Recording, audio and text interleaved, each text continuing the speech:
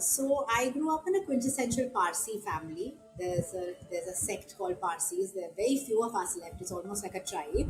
They would try to kind of squash me down. They would try to repel me from this idea, but they did have an inkling that I wanted to do it. I had a problem with walking, and everything was compromised in my body. Right, my ankles, my knees, my back. I have scoliosis of the spine. I had so many other issues, and then I started taking MRIs, I took CT scan, and then there came a time where I said, okay, this can't continue, this can't be my life. And I just started speaking very negatively to myself. I went into a zone which was so unlike Atanas. I started becoming bitter. This is cruel. This is a cruel joke somebody's playing on me, and I don't even want to be a part of this anymore. I don't even want to live my life anymore because it's now seeming very stupid to me. I think the only thing that really helped me was the power I have now over my brain, the power I have over my mind, which is the only thing that you need. You know how acting is. You get a role today, you're out of work for 4 months. You get a role tomorrow, you're out of work for another couple of months or a year. So I'm not going to wait for the role. It's all about your looks and the way you got to sell yourself all the time. And you're not selling a product like, if you're a salesman, you're selling yourself.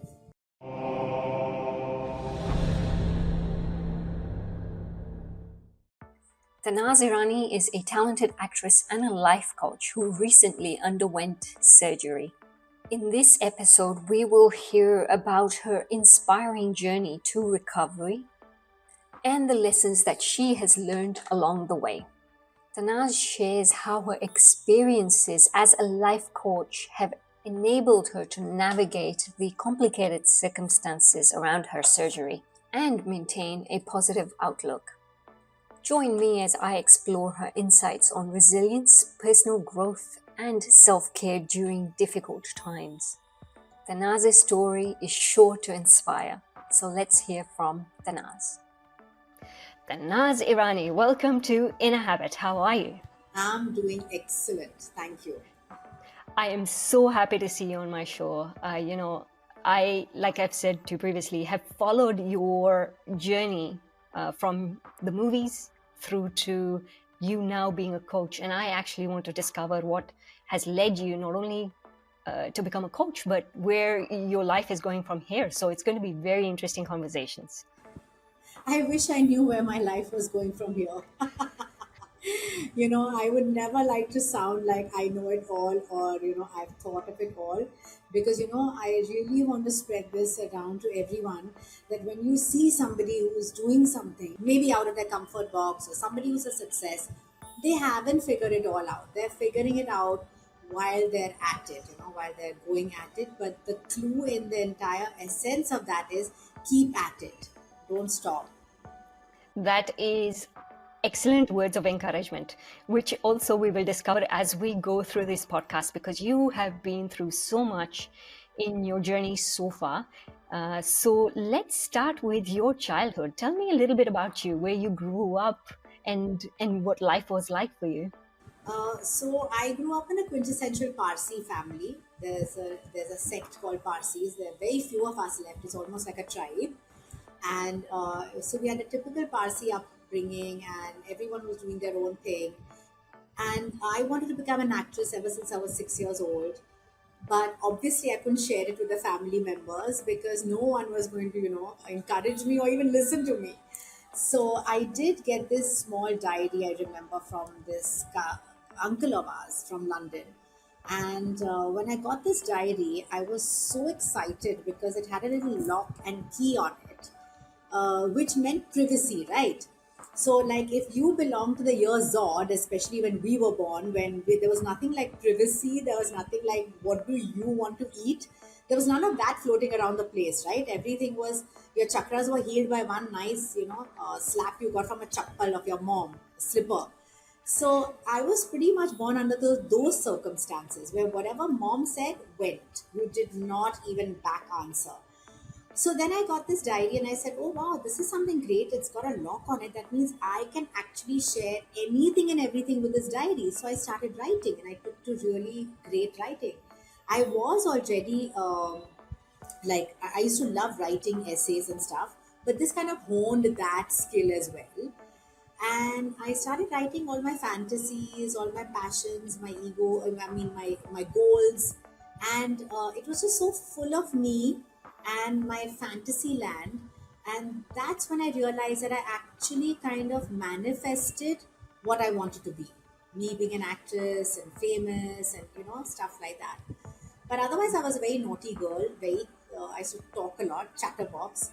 Good at my studies because I knew I had to like really work hard. Otherwise, mom would give me one of her excellent chakra healing methods.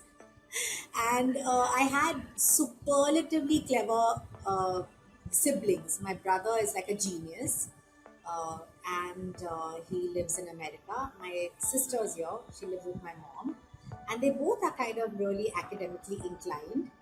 So I said, okay, I better do my little bit and put my nose to the book and let's get to the grind. And it was a great, great childhood. So you grew up in, it was in Mumbai itself? Yes, in Mumbai. Okay. And from there, you had this acting bug. When did you actually tell your parents then? Because you were scared of the, method of, getting you on track. When did you actually tell your parents that, hey, I'm going to be an actress, or I want to?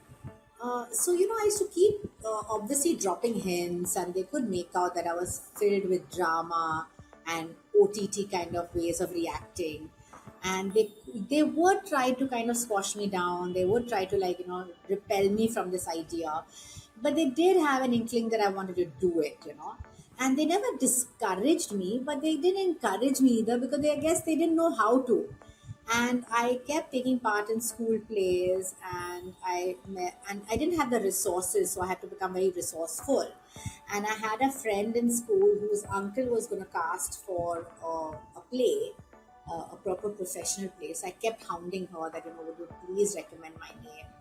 And so I got a part in that, and then from there I got another role and another role. So it was just like I think the universe just served me what I deserved, or the universe served me what I had completely manifested. It was as simple as that. There were no auditions in my life, there was no photo shoot, nothing. Wow, it's very few people that I've come across who actually say that, so it's very interesting. Now, I think your personality plays a big part in this as well. From what I know about you, is you're very bubbly, and that also shows on screen when I've seen a number of your movies. I believe Rakesh Roshan was the first movie you did was with Rakesh Roshan, where you had this, you were a friend of Amisha Patel in the movie. That's right. You had this energetic, bubbly personality, and that shines through a lot of your roles, interestingly enough. Yes, it does. Yes, that is my personality. And I liked, so as I later on learned in NLP, it's a lot about, making the connection, kind of mirroring the person opposite you, getting them to kind of first you follow and then you lead. So I didn't know I was doing that, but I was doing all those little techniques of NLP, neuro linguistic programming, already since I was young, because I was so, I think, hungry for my dream to come true. Okay, so you've manifested this, you've got into Bollywood, you worked really hard, you did a lot of theatre, from my knowledge, and then you've got your break into the movies, you did a number of successful movies, which was fantastic. And then you had a phase that you went through in your life that I don't know if many people know about it, but it's something that I've called you on this podcast for. So what was this phase and what happened?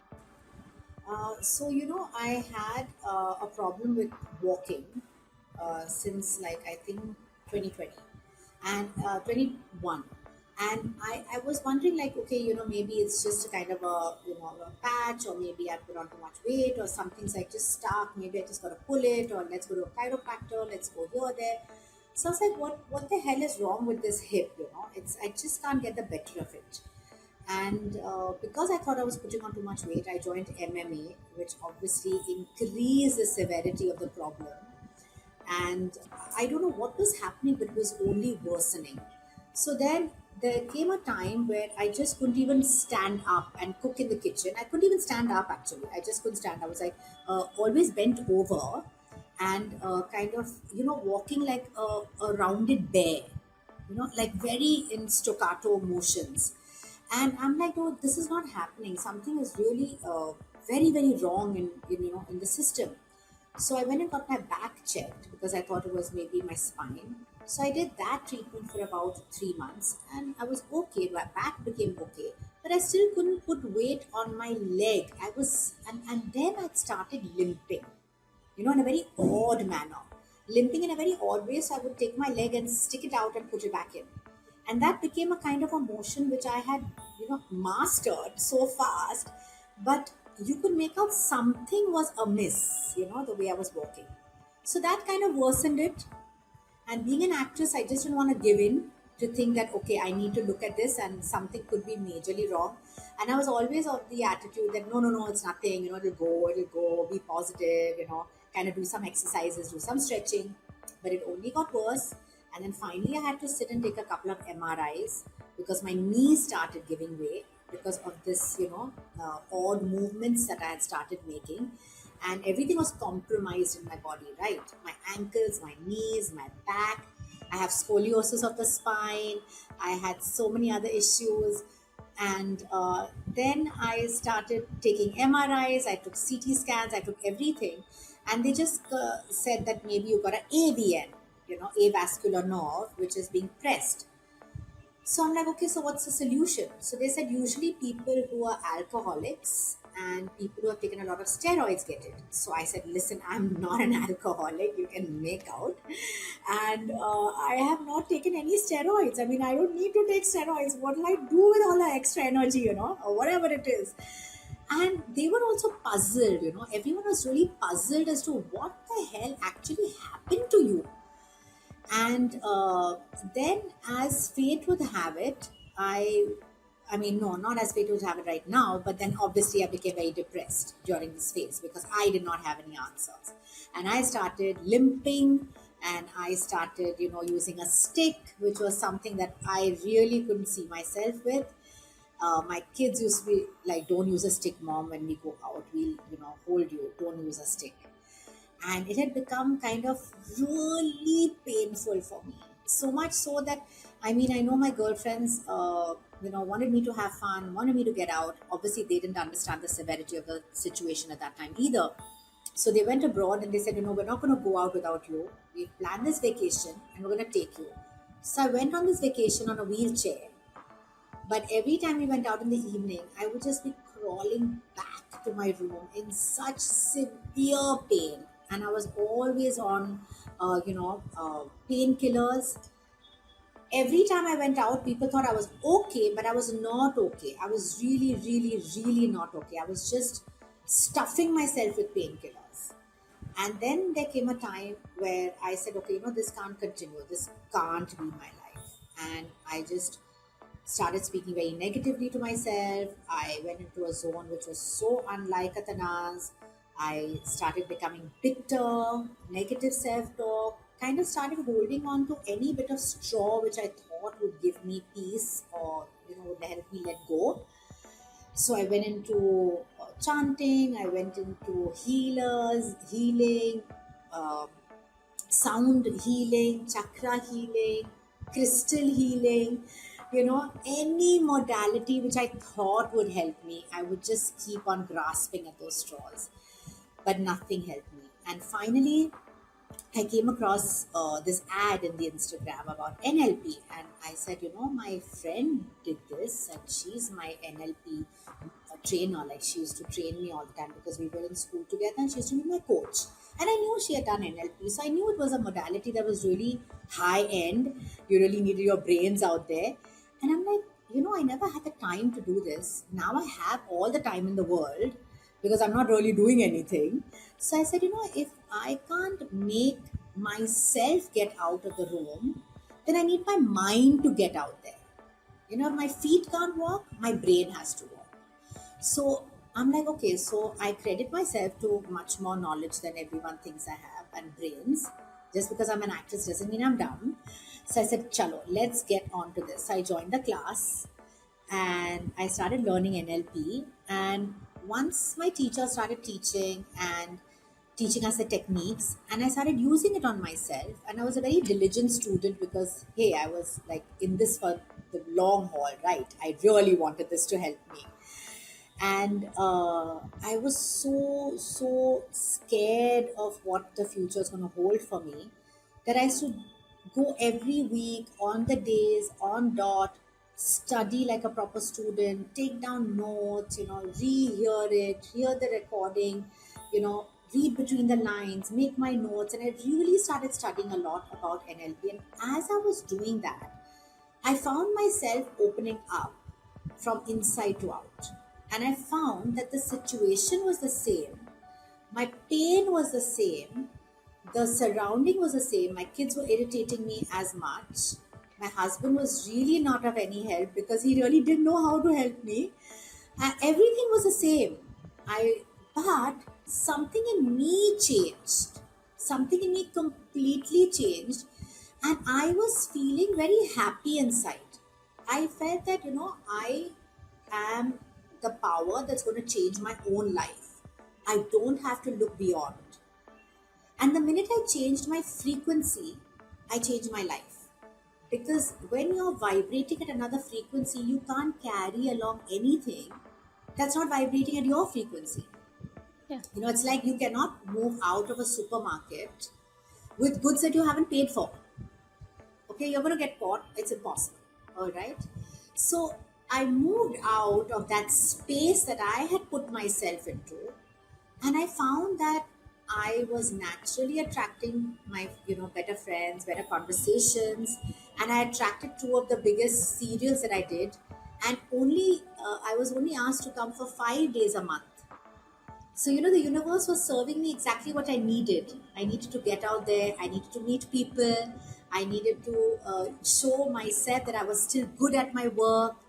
And the serial was a great hit. The series were number one on their channel. I was a great part of it. It made me feel good about myself, my work once again. Uh, and I also knew that my identity wasn't only the work that I was doing. Now the identity was me also, because I was working on myself, the core of what was Tanaz. And I think that way I manifested the best doctor who actually found the cure for me. And it was so funny because I went to him at a time when I was just leaving for a vacation with my family for my mother in law's 80th birthday. We were leaving for London in about a week.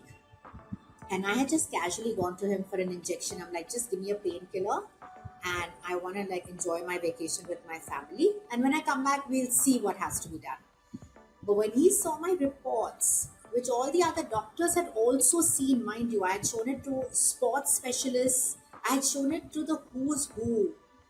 Everyone had seen my report. Only this man told me, this doctor told me, Dr. Rajesh Dharia, that when you will come back without an intervention, you'll never be the same again. You'll never be able to walk again the way you want to walk. And he's like, you will have to do it. There are no two ways about it. And that kind of made me think that, okay, chalo, there's a solution. I never thought of that before. He explained everything to me. I went for my holiday again on a wheelchair. I spent the entire vacation wherever we went sightseeing on a wheelchair.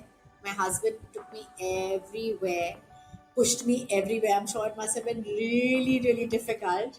But at least now he knew, okay, chalo, there's something wrong and we're going towards a solution. So he helped me out there. When I came back, I called up the doctor and I said, okay, 9th November, you're operating on me and I'm going to be perfectly fine. So we went ahead with the operation, the surgery. Trust me, he was more than a surgeon to me. He was more like a therapist because he saw me crying so much after surgery, so much. He was like, let her cry because it's so much of pent up anxiety and trauma that has been sitting there. And he's like, you're a really strong girl, Tanaz, because I've read up on you. I have seen everything that you stand for. Uh, he booked the room for me. The room came up also to a number 9. And he mentioned that to me, which I was like, wow, that's so bizarre for someone to meet you at the same, to resonate with you at that same space. And the way he spoke to me, the way he dealt with me, I was very, very happy. Everything was great. And after the surgery on day zero, okay, they wheeled me into the room, and you would not believe it that when they made me stand up, because that's the rule of all the surgeons right now, they want you to stand up, right after surgery. They don't want you to lie there forever. So right after surgery, on day zero, two nurses came. They held me up, and they're like, slowly, slowly, just stand up. When I stood up, my one leg was longer than the other, and I completely freaked out. I freaked out, and I think I screamed not loud, but from, I think, the bottom of my stomach, because I was like, what is this? Like, why now? Like, now what does God want from me? Because I've always been a creature. Whenever I'm put in a soup or whenever I'm put in a spot, I always say, okay, what's the bigger picture? What is the lesson I have to learn? What's the bigger picture? And when this happened to me, I was like, no, this couldn't be happening to me. There's no bigger picture. What is it now? And I screamed. I just sat down and I was like, I can't believe my entire life. I'm going to be walking now up and down. I'm like, this is cruel. This is a cruel joke somebody's playing on me, and I don't even want to be a part of this anymore. I don't even want to live my life anymore because it's now seeming very stupid to me, because I've been so strong. I've held myself up for so long. I have learned things. I learned neuro linguistic programming. I did the course. I did the coaching course. Now I'm a coach. I have, my partner wants to invest in me. I'm going to be having my classes, and I'm doing the do. I'm walking the walk that God wants me to. Now what? Now what is this? Does this ever end? Why? And so many thoughts in a fraction of a minute. In 15 seconds, I must have kind of gone through my entire life and asked myself so many questions. And I was like, what is this? Yeah, do I truly deserve this? And how am I now going to tackle it?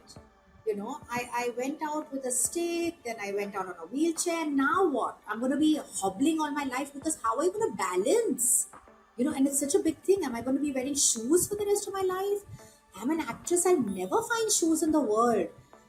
Then my mind wandered off to shoe shops, where you just pick up shoes and you pick up sandals, your size 39, you pick it up and you walk out. I'm like, I'm never going to be able to do that. You know, I, until then, I always knew that, oh my God, we take walking for granted. And I'd already started thanking everybody that, oh wow, I can walk. Because till then, when I couldn't walk, I was always looking at people walking and I'm getting jealous of them. I was getting inferior, and I'm like, see how well they can walk, and I can't even go from here to the main door to get my Amazon parcel, you know. And I think that was during COVID as well, wasn't it? Just after COVID, 21, 10, 22, so it was coming closer, yeah. Because all the pain was going on, it was slowly building up, and they couldn't find the reason. So I was going through all the therapy, the chiropractors, and everything in all the years, that were passing by. But, and then when I found out, I was like, not at the same, length. My legs had this disparity in length. I just kept quiet. I didn't want to scream. I didn't want to yell. I didn't want to shout at the doctor. I didn't want to do all that jazz. And I do know that people after hip replacement do get a little bit of disparity in their length. I kind of read up on it. But I just didn't fight. And once again, I think NLP just helped me to be in my resourceful state. So I'm like, okay, what can I do now? How can I help myself now? Okay, we've got this problem. I want to walk normally. So what do we do now? So that was another, I think, another entire speed breaker I had to really work at. And what happened in the end? Was it just that operation phase that caused the imbalance or the different levels? No, I just still have a disparity in the length. But I think because I was a younger patient, because usually hip replacements are done for much older patients, I think my doctor used his, kind of, he had to think fast on at the operation table and kind of give me a bigger implant just a couple of millimeters more, so that I could use it, so that I could, be more energetic. I could use it. I could be more mobile. I think that's what he thought would be better for me. And yes, I also thank him every single day, and I bless him every single day of my life in the morning that he did this decision, because he knew me within a month. Shruti, within a month, I was on a plane going off to give a talk to in Delhi, you know. And he's like, I can't believe you. My parents, my mom says, I'm going to wash my hands off you. You're just pushing things. But I said, no, I can do this. I can do this, And within that month, I had started rehearsing for my play as well. I was back into theater. And my co stars actually saw me coming in the room with my, walker. And then after a couple of weeks, I was with my stick. And then after a couple of weeks, I would walk like, like a duck, little bit, little bit. And then after a couple of days, I would walk like, staccato sideways, like a crab. And some days I would just sit and say, okay, I can't do the rehearsal anymore. I'll just say my lines from the chair. And actually, my co-stars saw this in front of their own eyes, and they're like, this is ridiculous. We've never seen somebody doing this. Wow, that's amazing. Like just that transition from going through depression through to studying NLP, becoming the coach that to be able to empower other people as well. And then to come out and actually do the play, that you probably, if you think about it, when you were going through so much pain, could never see yourself doing this. Yeah, and I think the only thing that really helped me was the power I have now over my brain, the power I have over my mind, which is the only thing that you need. Because I'll tell you, even after being an NLP practitioner, even after, consulting I'm in consultation with so many students, clients, everyone is going to go through their fair share of shit and ups and downs, and a roller coaster ride. And there's no guarantee that even I'm not going to have that. Even I still have my ups and downs and a lot of issues that I have to face. But today I can face it much better, knowing that I have everything in me. I really don't need to go outside to get the power that I need to deal with everything. And that's when I said that this is such a powerful modality. I must share it with the world. I must even help one person at a time. That would really show that this is my give back to society. This is my kind of, I guess, yeah, this is my passion now. Great. It's interesting because I also am studying NLP, so I'm doing my final module. So I understand exactly what you're saying, because you go through several modules within NLP to become a practitioner. And after this, I will probably study my master's, which I need to start working on seriously. But you're so right. There is this thing where you can dissociate and associate and look at things from a third person point of view as well, perception positions and stuff. And I think it's fantastic, because if you're going through stress and anxiety, it does help you looking at it from a different point of view, accepting, having the right intention, and just focusing on positive affirmations and things like that. So it does work. Yeah, it's just that I think you just need to change the narrative. When you're going through something really difficult, we kind of we learn a certain story that we tell ourselves. We're the best marketeers of our pain, and we do a great job at selling it to people, and we become successful at that at some level, subliminal level. We become successful at selling our pain to the opposite person. And when we become successful doing that, there's a kind of dopamine rush that you go through, that, oh, I have actually convinced somebody else that I'm going through so much shit. And now you see, I'm at a good space. So your mind begins to wonder that, wow, you're at a good space. So you should revel in that shit and stay in that shit. And that's what you have to break. You have to break the narrative and break it down into solution oriented conversations. And you need to change it and say, okay, you know what? Shit happened to me. I could not deal with it because I loved someone so much. So I stored the trauma inside me unknowingly. I didn't know how to kind of, disassociate myself with all the feelings. and I couldn't understand the feelings I was going through, the emotions I was going through. So it went and sat at a weak part of my body, because all everything that's psychosomatic starts mentally, and then it becomes so thick and big and so chronic that it will become physical. It will manifest into something physical. Yeah, it happens in the mind and then starts affecting you physically, mentally, in every way. We've learned that. So you know how it's created, you know the science behind it. And that's what I had done to myself. So I had to change the narrative there. I had to pull back from the burning matchsticks. I had to not place one more stick so that the burning would continue. I had to just pull back and stop it over there. And obviously, I had completely infested myself with the trauma, and I had to change the narrative about the trauma. I had to change the story I was telling myself, all the imprints that I had put in my mind, and all the biases that I was working with. And I did that. I changed the story I was telling myself. I changed the things I was telling people. I changed the story I was telling myself every night or subconsciously. That seemed to help me a hell of a lot. And sometimes I know that if I am not overcoming a situation, I know that I'm not really working hard at it, or maybe it's not that important to me, so then I just let it slide. So you become so in control. It's like your mind just becomes a puppet, and you can play with it vis-a-vis your mind letting you get carried away with it. It's so powerful. Tanas, tell me, you got married very early on. And you had a daughter. She's, I think, 30, 31 She's now. 31, 32 actually, as of today. Yes, yes, I was going to say it's your daughter's birthday today. So thank you so much for giving us some time here. So, that marriage, obviously, you had a breakdown in that marriage. I'm not going to compare the situations because pain and breakdown of marriage are two different things. But, that is also a painful phase that you went through. How does one recover from a broken down marriage? It's hard. Yeah, but when you're at a different age in numbers, okay, chronologically, and I was at a different age in retrospect to space and time in the world, okay.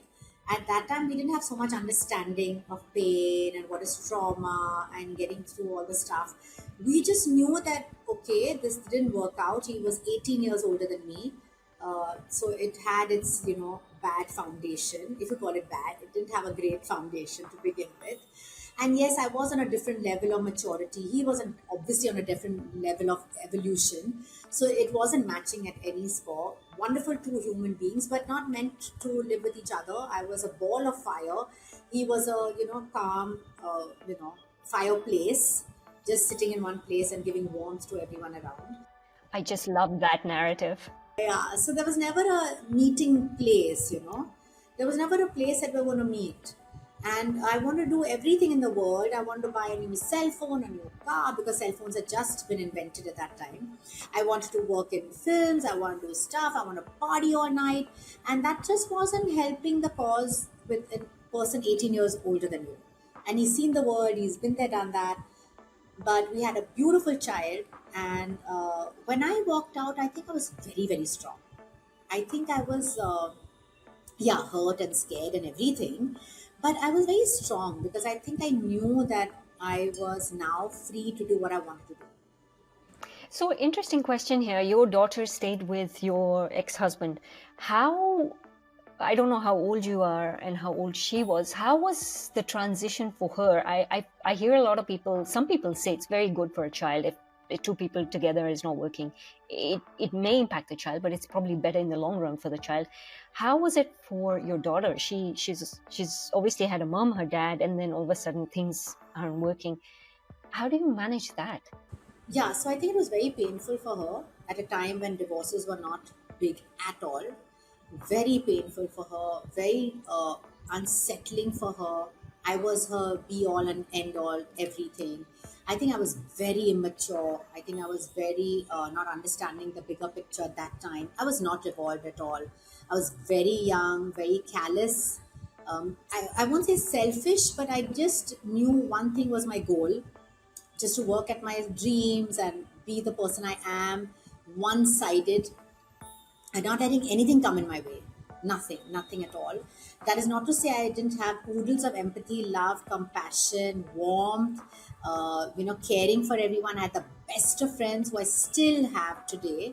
But there was just something about me which I didn't understand. Maybe no one explained it to me, no one taught it to me, nobody had a discussion with me, no one guided me. So I thought that it's okay to do what I did. And maybe I was wrong. And ever since then, of course, I've apologized to her. I have always spoken to her now that she's in a better space and I'm in a better space. And there's so many things I open up with her today, which maybe she was devoid of at that time because there was no one to help at that time. They were very barbaric ages as far as emotions were concerned, I think. I don't know about America, but or Australia, but I know that India is very barbaric in those days. We just were like, "Ha ya na, idhar jao ya udhar jao." There was no counseling, there was no speaking. So many things I'm sure in my life could have been avoided. The hurt that I put her through, if we just had some people who sat together for more than 15 minutes instead of punching each other in the face or kind of giving each other names and labeling them. If they just sat down and explained and kind of did some therapy, then yeah, maybe things would have been very different. Okay, that's fair enough. I mean, you've moved on. Obviously, you're very happy. You've patched up with your daughter. Your daughter's obviously understood that journey that you've been through, and she's going through her own journey as well. There's a level of acceptance which is fantastic, and you have a mutual good relationship now. Yes, we do.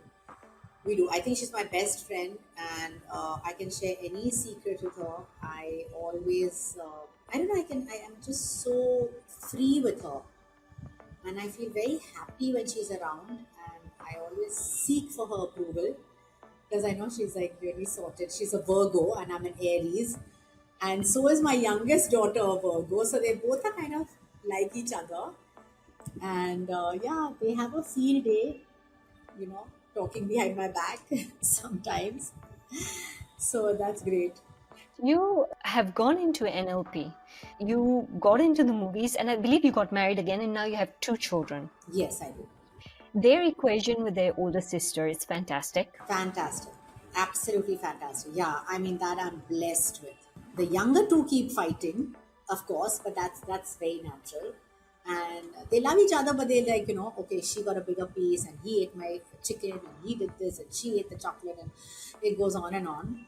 But it can never be half enough. But yeah, with the elder sister, they're fine. They're perfectly fine. Awesome. That's so good to hear. Creating that space for them too, where they can have that relationship, friendship in a sense, because there is quite a huge age difference between both of them, Yes. is such a beautiful thing because they can always rely on her as well, as much as you do, as much as a friendship that you have with the oldest daughter as well.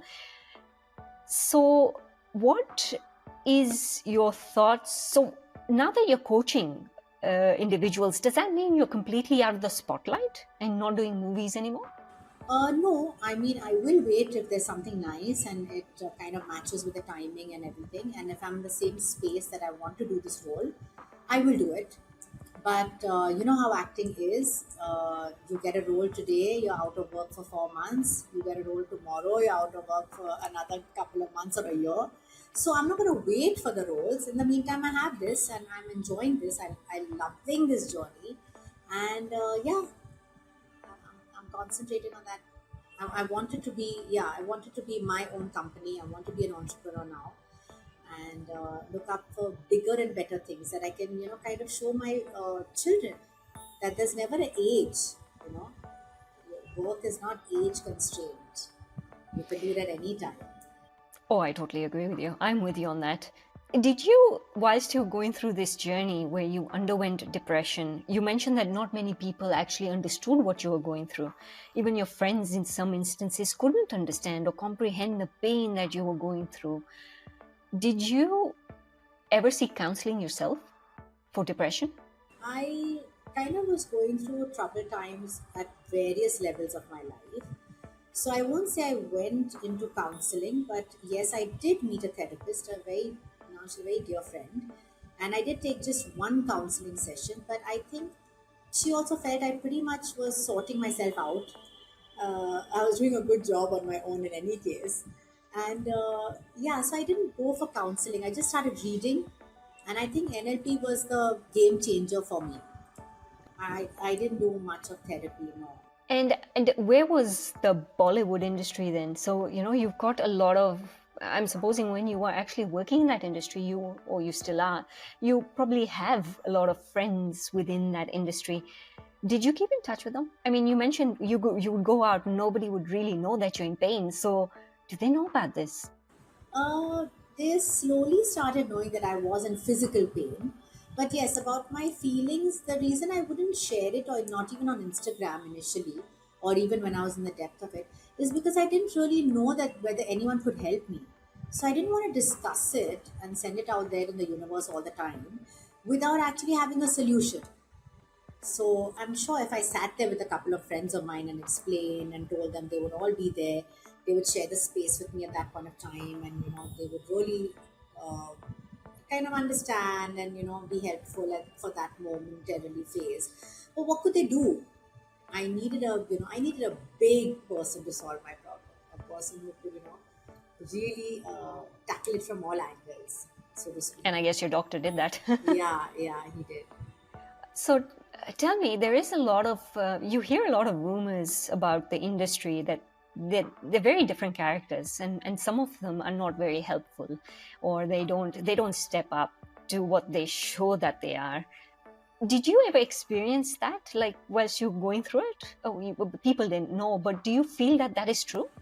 No, not really. In fact, I felt just the opposite. Maybe because you attract your tribe, and I've always attracted good people around me. I've always attracted the real McCoys, so to speak. And in fact, Johnny Lever is a wonderful soul.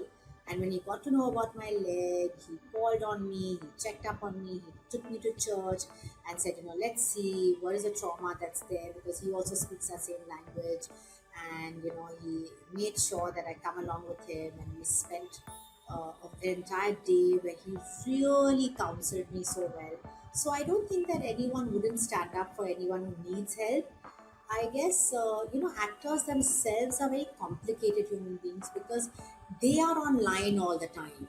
It's all about your looks and the way you can. Uh, you got to sell yourself all the time, and you're not selling a product like if you're a salesman, you're selling yourself. So you take a very big beating, and you're not selling yourself at the age of 20, 25, 28, when you're used to rejection. You're still selling yourself at 40 and 50 and 60, or whatever your age is. And you've evolved as a person, you started asking questions, and then you're still selling yourself. And you're asking yourself, well, the world has moved on, and my industry's evolved, but I am still the same person, right? And I still have to do this again, and I still have to give a screen test. And there's so many thoughts going on in an artist's mind that I completely understand. I do not expect them to be serving you at the same space that you want them at. They can't. Everyone is going through so much shit as an actor. It's a very, very demanding job.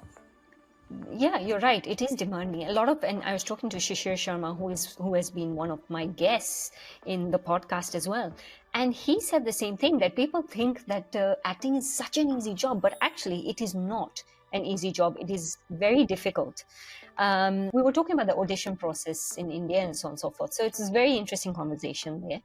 Um, so yeah, you're right. A lot of what we hear, a lot of what we see is probably exaggerated in the media. It is, it is. Because if you sit with an actor, I think they're the most warm people you'll ever come across, the most, I think, empathetic people you'll come across. They are people that will meet you at your space, will understand what you're going through. Because, hey, we have to play so many different characters, right? And they won't judge you. They're one, I think, clan that will never judge you, because they've been through so much themselves. So, Tenaz, what would you say to an individual who wants to look at studying NLP or becoming a coach for themselves? Well, first of all, when you study NLP, you'll have to empty your cup. It's a great modality, neuro linguistic programming. It's the way you communicate with the world, the way you communicate with your own self, the way you communicate, and the root would all be there in your brain, right? You're talking about your neurons, how you're going to be wired, the programming of them that all went wrong, the viruses that you're going to find in your programming ever since you were a child. So yeah, you're going to find all that. If you're ready to empty the cup, if you're ready to work on yourself while you're learning NLP, which is so beautiful, that naturally happens, then go for it.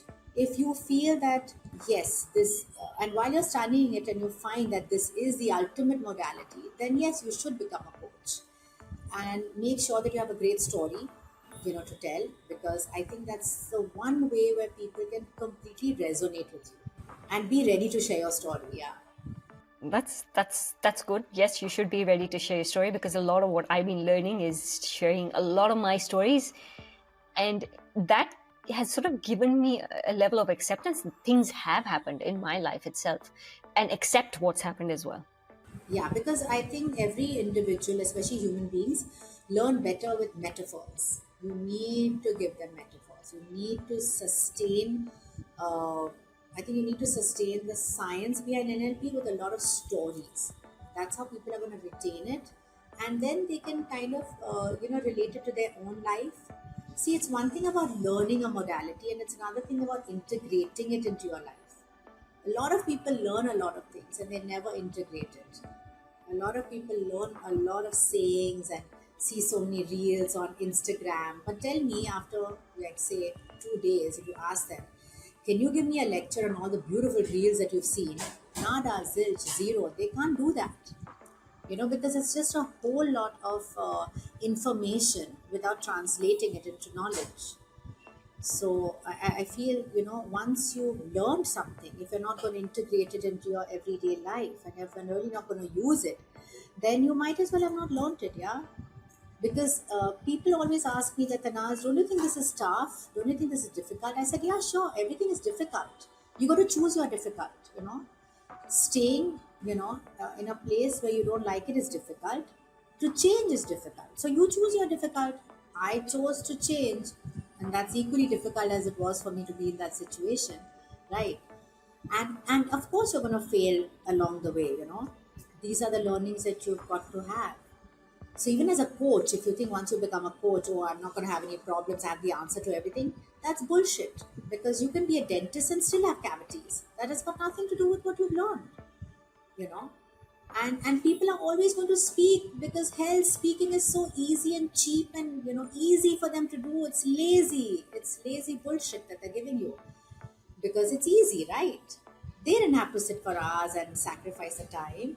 So speaking is like fine. I can just speak. I can just hurt. I can just disconnect. You know, who cares about the time and space you came from and what you felt and all the transitions you made? I'm just going to speak because I am a lazy person. You know. So when anyone puts you down, even when you become a coach, just understand it's their perspective of the world. See, whatever anyone puts you down for is what they're lacking in themselves. Hear that again. Anyone puts you down in anything in your life is what they're lacking in their life themselves. Because a great entrepreneur, a Jeff Bezos, Mr. Tesla will never put you down for wanting to try something new or being an entrepreneur or investing in yourself, right? A guy who's been there and out there will never put you down for believing in yourself. The only person who will put you down is somebody who's never done that, who didn't have that same belief in himself. So whenever anyone puts me down, I don't get angry. I just say, okay, this is one more window, buddy, that you've opened up for me to see in you. And I just wish you well along your way. And I hope that, you transform faster than, I did. So if I transformed at 50 odd, I just hope that you find yourself faster. I wish you well. You are old, above 50 today, but you look so beautiful. What is the secret to that beauty? I've seen these questions and comments come up on a different podcast we talked about earlier, and they were saying, I can't believe Tanaz is over 50 years old and she looks so young. So what is the secret? I think it's that, just don't think too great of yourself. Just don't think too much of yourself. And also, it's a great Parsi genes that I get from my mother. Yeah. Okay. And what is there for you now in your life? Like you are teaching individuals to better themselves, improve their health conditions, get out of trauma as well, in a sense. You are open to movies. You will probably do movies in the future as well. That door is never shut for you. Where to from here? Everywhere. I think it's everywhere from here. My own company, my little world, my little team, empowering people, making more stories, changing, I think, the youth. That's another crazy passion I have, is to help children, to help youth in the universities and colleges, to make them know that, it's okay. It's fine. You've been served a complete plate of rubbish, complete plate of shit, but we can work at it. We can work out of this. You got everything in you. You don't need to go helter skelter and all over the place. I mean, it saddens me to see all the children, going through so much, way beyond what they can digest, because parents haven't kind of, uh, come to terms with their own emotions. They haven't processed their own emotions. They all have childhood traumas. They all have, I don't know. It's insane what parents are putting their children through. It really saddens me. What do you think? I'm going to ask you an off question because you have children that are currently studying in India. What do you have to say about the pressures of studying, in the education system? A good example is I always hear in Australia, being an Australian, individuals say that studying in India, because my husband is from India too, and he used to say that, oh my God, it was crazy, and these children have no clue how lucky they are. I think, yeah, the pressure of education in India is insanely at another level. And yes, when you compare it to, I think, the standards that you have over there in Australia, and I've seen my nephews in America, the standards are really low, less stressful. And even then, they get stressed. It's amazing how the children over there still get stressed when there's actually nothing, I'm like, oh my God, my kids would finish this off in like an hour. But yeah, so there are two sides to the same coin. I think when you're in motion, like Einstein says, things in motion will remain in motion, and this is the time when your child's brain is the most soft, and they can absorb everything.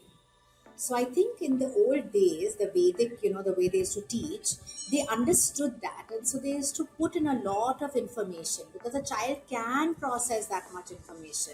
He is very attentive. He is very, how shall I say, fertile. But what is happening is, we're not understanding that education is to educate them so that they can use the different subjects in every facet of their life. What they're now translating education into is just marks at the end of the term. So instead of changing the basic stuff that they're teaching, can they change the assessment system? Can they change that? That would really help, because I don't think I'm in competition with the whole class. Like, they make you study so that at the end of the term you're marked for everything. Why are you doing that? Why don't you make it fun and say, okay, we'll do these two chapters, we're going to have like a little audio visual session, we're going to have a talk on this, we're all going to sit and go on Google and find out something more about it, and then let's have an assessment after a month. So it's not like how much can you cram at the end of the year. It's how much did you get out of this year. That just needs to change. That just needs to change, because actually getting educated is such a beautiful, fine thing in life. So you'll appreciate what I'm saying, is because when I was in school and learning about maybe the Chinese dynasty and the Mughal dynasty and China and what happened, and which president came after who and what did he stand for, I found it very boring. I found it very overwhelming, because what was a child thinking that at the end of the year I have to give an exam? What if I remove that thought from your mind and say, let's just learn about India, which is what I'm doing once again when I'm teaching my child. So, me and my sister were just discussing that today we're enjoying it because we're not giving an exam and we're actually learning.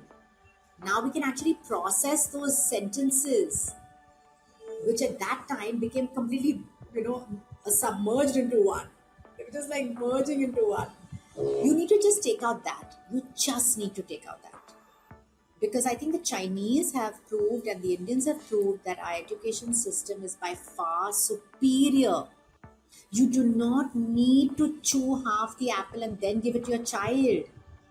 That is what the American system is. They bite the apple for the child, they chew it, and then they give it to the child. And have you even seen their portions? It's bizarre. It is ridiculous. How is that child ever going to, understand the real stress of life? And like, come on, face it. We are living in a world where things are going to be slowly taken over by AI. So, there was a time when my teacher used to say, okay, this is it, and you have to follow it. Fair enough. We did that. Times have changed, and teachers cannot say that anymore. You need to say, okay, I don't know this. Let's Google it together. There's no harm in introducing the word Google or net or finding out online anymore. It is not a bad word. So in India, it is still taboo. Even my own children, they do research. It's part of the projects that they work on. They research, they use Canva to create beautiful presentations and things like that. Yes, yes. And here we're told, oh, you just, Googled it, you just took it down from, the site. I'm like, hell yeah. I think that's fantastic because there was a time when my house was filled with encyclopedias and tell me why. And we had to buy all those, when the door to door salesman came to sell your encyclopedias, and then to find out something about the gallbladder or something about a plane and who, invented the first plane, we had to go through those papers and how it was. It was so archaic, it was so old fashioned. Now you put in all the keywords and I'm fascinated at what information I can get, you know so I love technology. I love what it's doing to the world. I'm excited. I think I must be knowing much more than my children at this point of time because I'm hungry to move on. If I can't move somewhere, my laptop is there. I can move mentally. I can move with my, with Google. There's so many spaces and time where you can travel. So I think that's just the problem with our education system. Otherwise I'm fine with what they teach the kids. It's brilliant, you know, because we're the ones who taught the world how to count. We are the ones who taught the world what is zero, the binary system and everything. We're the pioneers, yeah, with Ayurveda and everything. That's right. That's right. Now, Tanasya, also just briefly before I go, I just remembered, but you actually wrote a book. Yes, I did. Tell me a little bit about the book and what led you to that journey of writing and becoming an author. So while I was doing the course, there was also a course on being an author, and I said, okay, there's a story I have, and I want to tell it. And there was a system in place, and I said, okay, let me start writing. And that's when I realized that okay, I can't use Chat GPT, and I don't want to use all these AIs. It's got to be my story, and I just started writing and writing and writing because I used to be great at writing compositions in school. I love writing. I'm fascinated by that. And I started writing and I said, this is like a complete story I can write because everything that I did in my life was actually scientifically based and I just didn't know that. And I used to always say, I'm God's precious child. I used to always use this sentence, like I'm God's special child, I'm God's special child, and God has his hand over me. I used to always say that. I don't know why, because literally my entire life has just been handed on a platter to me, and I cannot be more happier than that. So if I could do it, I'm sure other people can do it too. It's science backed. It's everything that I've done in my life. They've got little stories in my book as to what I've done and how it translated and how I try to combat it. All this silly things that happen in my life, all the bad things that happen in my life, all the little stories that I wouldn't mind sharing with the rest of the world. And so I said, let me put it all together so that somebody else can reap the benefit of what I've already done for 30 years. They don't have to wait for so long. They just have to copy paste, or they just have to get inspired or whatever. Let them also have an easy life, because life is easy. We just complicated it. Okay, that's very true. That's very true. So the book is all about your life story. Yes. it is. Okay, and it can be purchased on Amazon from You India? can purchase it on Amazon. It's there. It was the bestseller at one time. And yes, it's there on Amazon. Perfect. So if people want to buy the book, look up Amazon. You'll probably be able to purchase Tanaz Irani's book. Yes. Thank you, Tanaz. I appreciate your time. Thank you so much. And if you ever come to Bombay, you must look me up.